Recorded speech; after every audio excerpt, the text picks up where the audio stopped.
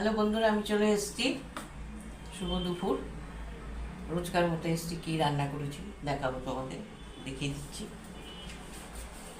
আগে ভাতটাই দেখাই। ভাত ছাড়া চলবে না আমাদের, ভাত আমাদের খেতেই হবে, লাগবে। এটা হচ্ছে উচ্ছে আর কুমড়ো আর একটু আলু ভাজা। এটা আলুর চোখা, এটা বৌমা করেছে, আমি করিনি। এটা আলু পটল করেছি নারকেল দিয়ে। আর এটা হচ্ছে অরহর ডাল। তোমরা খাও কিনা জানি না, আমরা খাই। খেয়ে দেখো, ভালো লাগবে।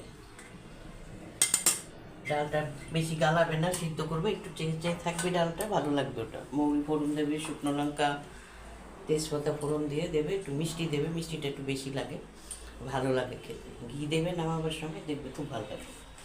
আর ডিম আজকে আমাদের নিরামিষ হয়নি, ডিম করেছি। আমরাও তো মানে ঘন খাই না, একটু পাতলাই খাই। আমি দেখিয়ে দিলাম। আর ওই আচার আছে।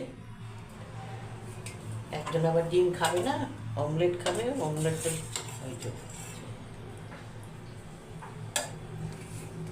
এই হচ্ছে আমার আজকে রান্না, বেশি কিছু করিনি। গরম আমাদের ভালো লাগছে না রান্না করতে, অল্প করেই করেছি। যাই হোক, দেখিয়ে দিলাম।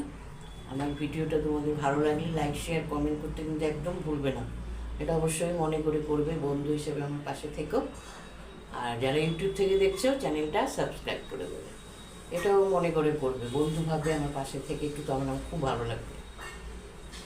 আজকে আমার গরম আছে। যাই হোক, দেখিয়ে দিলাম। আবার কালকে কি রান্না করি কালকে দেখাতে পারবো কিনা আমি বলতে পারছি না, হয়তো আমি ডাক্তারখানায় যাবো, হয়তো আমার ইয়ে আছে। যাই হোক, যদি পারি দেখিয়ে দেবো।